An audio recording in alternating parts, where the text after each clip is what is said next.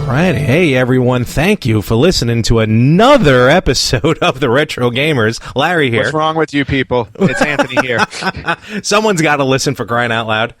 Unfortunately. What's going on? Not much. How are you? Same old, right? Yeah, it's life on the West Coast. What can you want? It's always hot, it's always sunny, and I'm always here. Well, it's been very hot and then very rainy out here. So I miss the rain. It was like a torrential downpour actually recently. I would pay money to see that here. Oh man, it was wicked. So well, let's first things first. I think we like to kick off the shows lately as to see how you're doing right now, Anthony, with Shining Force 2. Have you been playing the last few weeks? Yes, I have. Ever since we brought it up in one of our podcasts a couple weeks ago. So randomly, and all of a sudden you're like, I'm playing. Yeah, exactly. I just said I was in the mood to play, so I started playing, and now I'm about 80% done with the game. Oh, wow. And unlike my Sega Genesis cartridge that erased my game right around this time, I am going strong. So you never beat the game originally? I never beat the game originally because I didn't want to go back and start it over. Because once you get into an RPG like so far, it's like, yeah, if it craps out on you, that's a lot of man hours to go back and play. Even as a teenager when I played it. Oh yeah, it's a hump to have to go back. You know how many games I'll put them in for the first time in a long time, and I'm like, why am I saved it here? Yeah, exactly. So thankfully now I'll finally get to see the end, which I'm sure will be completely disappointing since it's a Genesis game. I don't think so. The original Shining Force ending was good. Yeah, no, it was. I'm just saying it's like compared to the big cinematic endings you get in video games today, like going back and watching little 16-bit characters walk across your screen, with some text. doesn't exactly make you feel fulfilled at the end of a very long campaign. You get that good job and then the end. Like what? Yes, exactly. A winner is you. That's what I was trying to think of. That's one of my favorite video game sayings of all time. The winner is you. Sweet. And all right, cool. Well, let us know as we continue on each week. Once you're done with the game, I guess I'm going to take over and play some sort of game. I don't know what it's going to be, but we'll see I think what we happens. should take turns on playing a retro game through. That way we can harass each other about it. Awesome. I can't wait. And speaking of which, let me ask you a question. Shining Force 2, segue. Did you buy the Genesis for the Shining Force 2? No, I did not. I did not even know. I don't know. I don't think either Shining Force came out way after. Genesis. Yeah. So yeah, it came out way after. And besides, that was one of those games where I really didn't know much about them. I probably bought Shining Force years even after it was released, because somebody had told me it was a really cool game. So then I went back and bought it, and I loved every minute of it. My Sega Genesis purchase was based on Sonic the Hedgehog because those commercials were everywhere. And just the fact that, if you remember it, they were selling it it's the fastest game you'll ever play. And, blast processing. With the catchy music and just the speed of it all, it was so enticing that I had to get a Genesis, so I did buy it for Sonic the Hedgehog. Well, what about you? Genesis does what Nintendo don't, so don't forget that part. I will never forget that. Ever. I was late to the Genesis game. I was definitely a Nintendo fanboy, but what got me into Genesis actually was Castlevania Bloodlines. I saw that game. Such a great game. First of all, I was just a huge fan of the Castlevania series, and Bloodlines was just, I don't remember. Really? The whole series? Even Castlevania 2? It's been a while since I played Castlevania 2, but I'm not going to I'm not going to discredit it as the redheaded stepchild. So, it's part of the family. And when I get the mini NES, I'm going to have no choice but to play it. So that's right. What a horrible night to have a curse. Actually, yeah, every 5 minutes. Every 5 minutes, and it would take 5 minutes to show up on your screen. Here's what we'll do. You know what? I'm going to go on record. I'm not going to wait for the mini NES. As soon as you're done with Shining Force 2, I'll pick up Castlevania 2, and I'll start to play through that. And God help me, you won't play your game till about 2 years from now, because it's going to take me forever to finish that damn game. I actually finished Castlevania 2 when I was a kid. I'll be honest with you. I probably got up to the part where you have to kneel by the wall. And who knew you had to kneel by the wall? Nintendo Power. I was going to say Nintendo Power probably did it, but I probably blew through that page. So, yeah. But anyway, let's get back to our actual topic, since we always seem to segue. So, and for those of you who don't know, we're talking about systems we bought specifically for a game. Yeah, because there was a few. Look, I'm going to be honest. In the beginning, at least me, I remember I bought the Nintendo, I guess, well, you know what? I was going to say for no particular game, just to buy it, but it had to be for Super Mario Brothers, because I remember a friend of mine brought over a Nintendo, hooked it up, we played Super Mario Brothers, and then that was it from there. So I guess I can say it was the original Super Mario that got me the reason to get, or to ask Santa Claus for a Nintendo way back when. Yeah, and same thing with me, because if I remember correctly, I did get it for a birthday at the time. And, the system itself was so expensive as it is that, and it came with Super Mario, and did it come with Duck Hunt at the same time? It depends on when you bought it. Yeah, it depends on when you bought it, but it definitely came with a game. So I remember getting the Nintendo for my birthday, and that's it. It came with Super Mario, so that was the only game that I had to play. So... but again, it was the sales pitch on in the commercial, which showed Super Mario Brothers, that sold me on that system, and I was ready to upgrade from my lovely Atari 2600 to the NES. Wow, Atari 2600. We're always talking about Nintendo and stuff. We got to go way back one day. Yeah, I mean, well, my problem is I think Atari 2600 is as far back as I go, unless we include Commodore 64. Those are probably the two I go furthest back with. I never had in Intellivision, or my friend had a ColecoVision that I used to play. I remember, but yeah, I never had. I think Atari was the first one, counting, like you mentioned, the Commodore. Yeah, but that's for another time. But let's face it, the Commodore was a gaming system. It sure was. I played High Rollers many times on the Commodore 64. I loved High Rollers. Oh my god, holy cow! I played that game that and Classic Concentration. I played on that system. Yes, all the time. And then they had an NES game for Classic Concentration. There's a new topic for us: game show video games. First and foremost, High Rollers, one of the best game shows of all time ever, and one of the best Commodore 64 games of all time. So agreed. We will get to that. I'm jotting that one down. So yeah, write that down. But in the meantime, but yeah, Super Mario Brothers definitely. And let's face it, back then, and there was no internet, there was barely any magazines or anything putting anything out about it. So it's really just walk through the Toys R Us or KB Toys or wherever you were at the time, and you saw the system and hope to God that you got it later on in life. Yeah, well, there was that also, and there was also kind of how you shopped for games as well. You would just go to the store, look at the games, and you'd have to trust information on the boxes on whether or not it would be a good game, and it was basically a crapshoot when you got it home, because you got something great like a Super Mario or a Legend of Zelda, or you made a mistake and got a Back to the Future. Oof. Yeah, totally. Or you pass on a great game like Mega Man. Yeah, because the cover art on that was disastrous. Was really good, yeah. Oh my gosh.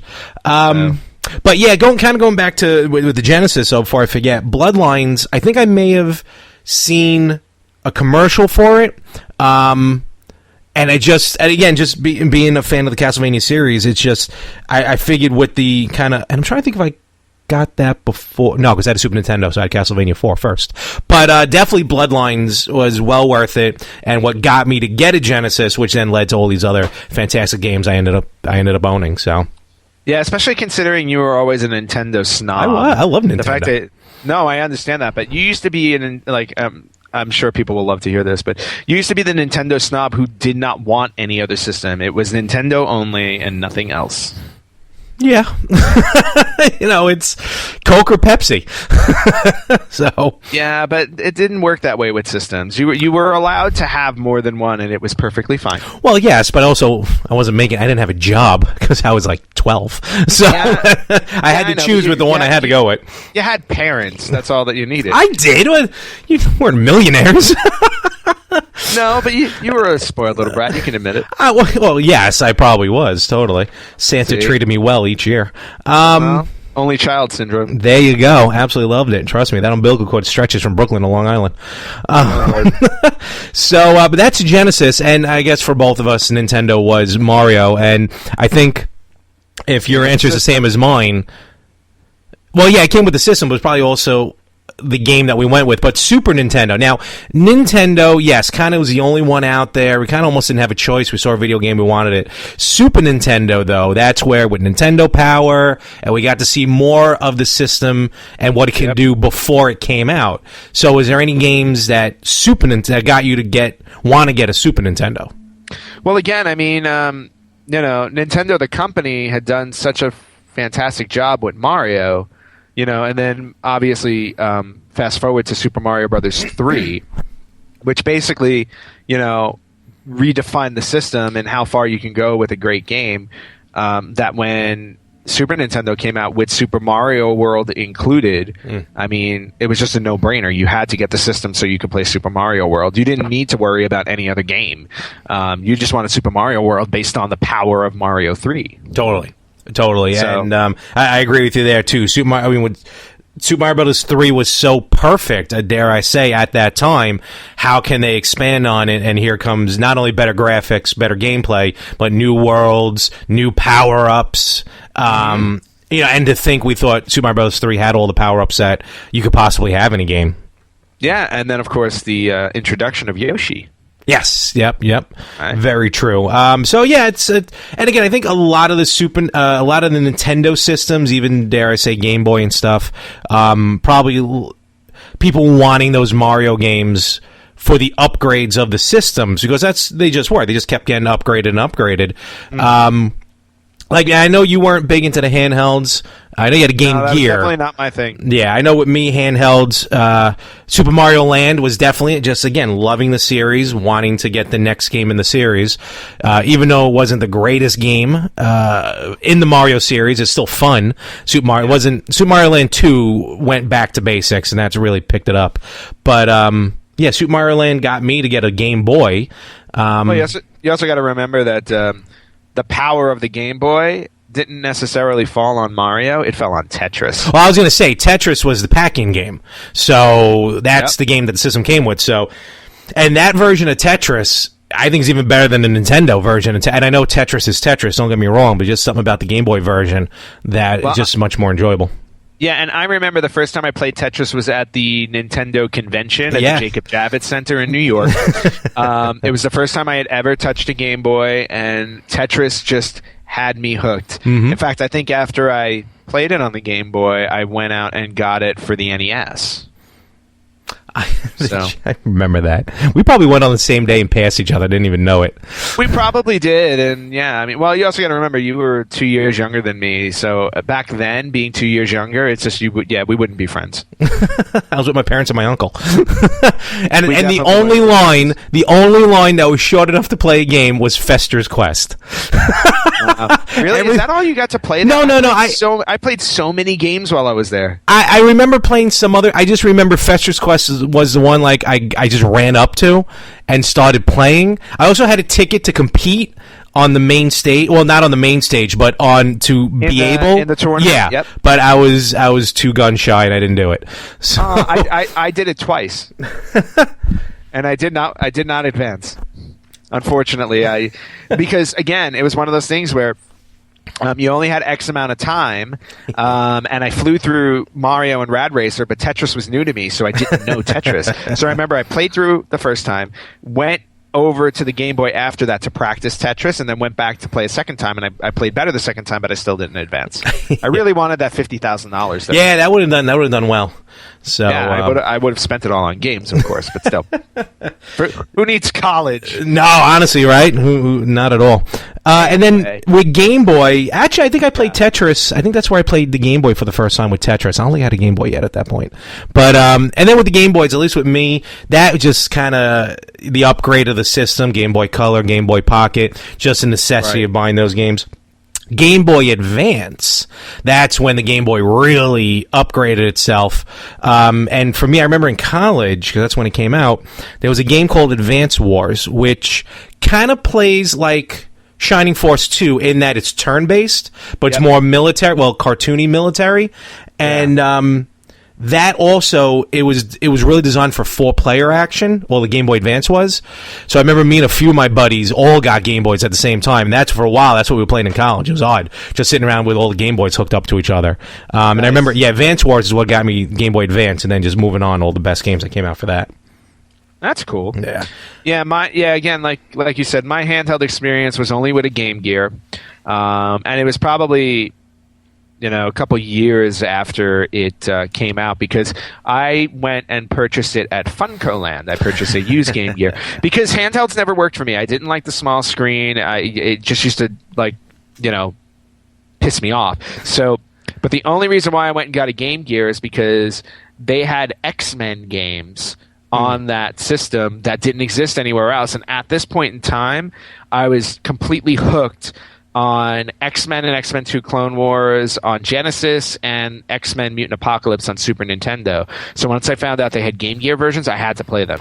So I went and got a Game Gear at FuncoLand with the X-Men games. Did you go after school hours? Because remember, they wouldn't let you in during school hours? Yes, I went after school. Of course, at this point, I was in high school. And on my you went to that one? Around the corner from high school? That FuncoLand? No. I went to the one on Ralph Avenue. Oh, okay. I was going to say. That other one. No, I never went to the one by our high school. Yeah, you had to bring up. But yeah, I mean, I went there and I got the X-Men games, and I just remember playing them, and I never, ever, ever finished them because, again, it was a handheld system, and I didn't buy those for a reason. Well, it was a good screen, and it was in color. That's what helped that out, but it wasn't backlit, so it was a little tough. Was it backlit? Yeah, it was a bit too annoying. To be honest with you, if I could play those handhelds again on my 55-inch screen TV right now, I would be happy to play through those X-Men games. You go. I remember I bought the Game Gear because it had the TV attachment. You can actually watch television, and of course I never got the TV attachment. But of course you didn't. I ended up getting some. That's where I found there was a Shining Force game for the Game Gear. Boy, we should rename this the Shining Force podcast. Shining Force game for the Game Gear that rocked out really well. Then unfortunately I bought Batman Returns, and that's where it all went downhill. Movie games, they just don't work. Well, most don't. Sega CD. End up getting anything for the Sega CD? Oh, Sega CD. Yes, that system, that faulty system. I can't remember exactly the first game I bought for it. I mean, it came with Sewer Shark, which I thought was fun until I realized the game was like 20 minutes long. 6. Then that was the end. Niner. Then that was the end. And you literally got to the end of the game to witness a fat guy eating spaghetti. I'm not kidding. But I remember buying Sega CD for 2 reasons. One was Night Trap, which was that full motion video. What's her face? Game starring Dana Plato, the late Dana Plato from Different Strokes. But it was a cool concept. It was a whole idea of about these vampires that are trying to suck the blood out of a whole bunch of sorority girls who were having a slumber party. And I'm a teenager at the time, so how did that work out? It was before the MPAA ratings, right? Yeah, of MPAA. course, exactly. The SRB ratings, I mean. Yes, exactly. The video game ratings.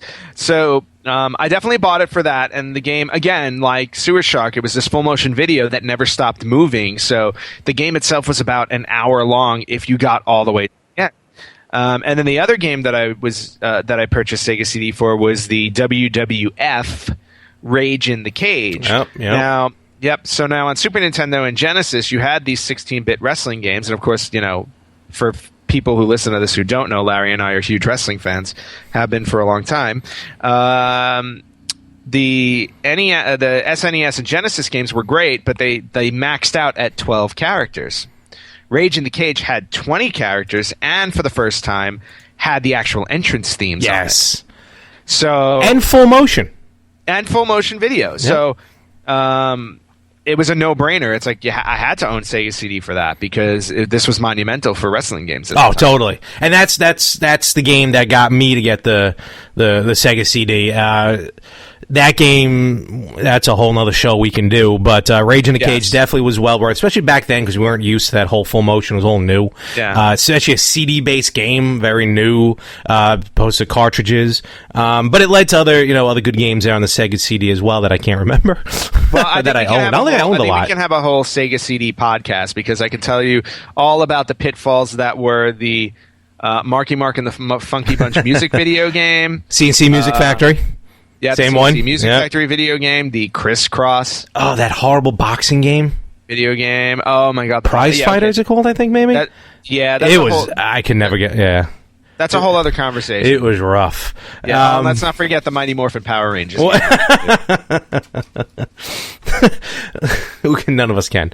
And, we were talking about this, and those are the games that after we started talking, I kind of remember getting those games for those systems. But for me, with PlayStation, I remember the one that really, I can definitively say this is the game I needed and I needed the system to get the game, was SmackDown. The first SmackDown on PlayStation. I did not own a PlayStation. I was in college. It was also the first game. You were a Nintendo snob. No, I'd already gotten all the other stuff by then. Yeah. I had other systems. Yeah, you had the other stuff begrudgingly. I remember having conversations with you where you're like, SNES is way better than Genesis. I always buy the games on SNES, and I'll only buy the Genesis games that aren't on SNES. And I'm like, yeah. All right, just because Mortal Kombat didn't have blood and on the Super Nintendo. Yeah, because they were catering to children. Hey, listen, whatever sold. But yeah, I remember that SmackDown. That was it. I ran out. It was also the first system I bought used, which luckily worked, and that led to a lot of, again, good stuff, great games, great times at college playing that in the dorms. But definitely SmackDown, by all means, is the sole reason I even got into PlayStation. Yeah, I have a feeling a majority of our systems were purchased for either Mario or wrestling. For me, PlayStation was not a wrestling game because I had bought it earlier. I bought it early on, I think, before any wrestling games came out on it, if I remember correctly. But the first game that I had for PlayStation was Tomb Raider. Tomb Raider was one of those games that just redefined gaming. Just that third person perspective, the three, and just going through the world, running around the world like that. It just laid groundwork for. I mean, this was PlayStation was the first system, I think, that really showed 3D. I mean, I don't remember, was it Jaguar that claimed to be 64-bit, but it was actually 16. It was like 232s or something like that. It was something weird, They tried to cheat the whole 64-bit thing, but like PlayStation was the first one that really showed you what, really started to show you what 3D could do, or what that kind of scope could do. And Tomb Raider, I just remember from start to finish, was such a great adventure. Not to mention the hidden code that allowed you to have Lara Croft run around in a bikini. A pixelated bikini. Game on in 95, whatever bikini. It was. Well, there's a reason why, it's 2016 and Tomb Raider games are still coming out, and they're redoing the movie. Yes, they are. Yep, I heard about that with the movie. So Tomb Raider definitely a big influence, and of course, following that, there was the perfect game known as Final Fantasy VII. Yes, that was right. I think I'm trying to. After I got SmackDown, I think I ended up getting Marvel vs. Capcom 2. I got that specifically, and that's what led to many, many late night tournaments out there at Adelphi University in Garden City, Long Island. Where that was the game that I remember playing a lot more of, even after I got SmackDown. I didn't realize that came out for PlayStation. It did. It wasn't. Oh, it wasn't an arcade. It was Dreamcast, wasn't it? The arcade original copy, I believe, was Dreamcast, and I think it's a hump to find. But it's super expensive. Yeah. But the PlayStation version was like 2-on-2 as opposed to 3-on-3. It may have shortened the characters a little bit. I don't remember, but just the overall the battle system was just one of the best.